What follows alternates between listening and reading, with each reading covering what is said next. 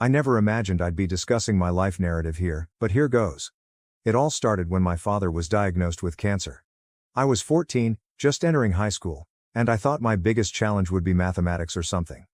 Dad had been tired for a long time, but we assumed it was simply work stress, you know. Then, one typical Tuesday after school, Mom sat me down in our kitchen and informed me that he had stage 4 pancreatic cancer. That was just like Dad. He was always trying to make me laugh. He died on Thursday. I remember because it was supposed to be pizza night. We'd always order a deep dish on Thursdays. I'd been doing it since I was a child. Instead, I was sitting in a hospital waiting room, under those terrible flickering fluorescent lights, watching my mother scream into her phone while telling our relatives. Then she married Derek. Less than a year after Dad's death.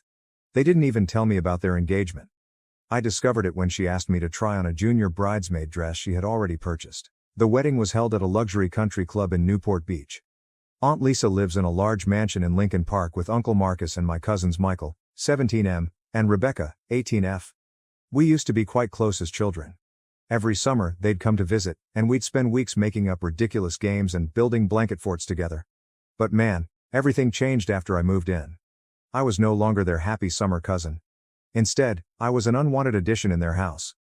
They began acting as if I was occupying their space, consuming their food, breathing their precious air, or something. Michael was always knocking over my belongings by accident.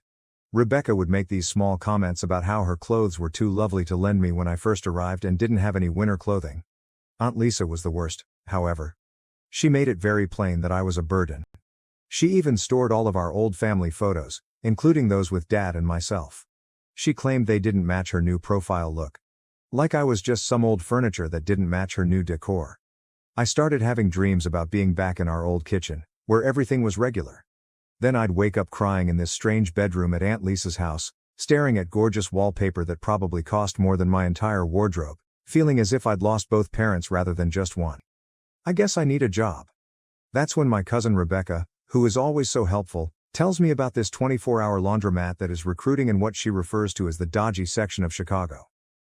It's this dilapidated structure sandwiched between a closed-down doll store and a super suspicious phone repair company that I'm pretty sure never repairs phones. The owner, this old guy named Jerry, looks at me and says, "You're way too young to work the midnight shift." But when I assured him I could start that night and wouldn't complain about the salary, my age became less of an issue. So my life became this hectic schedule that still makes me anxious just thinking about it. Midnight until 6 a.m. At the laundromat, I had to deal with the strangest folks you can imagine.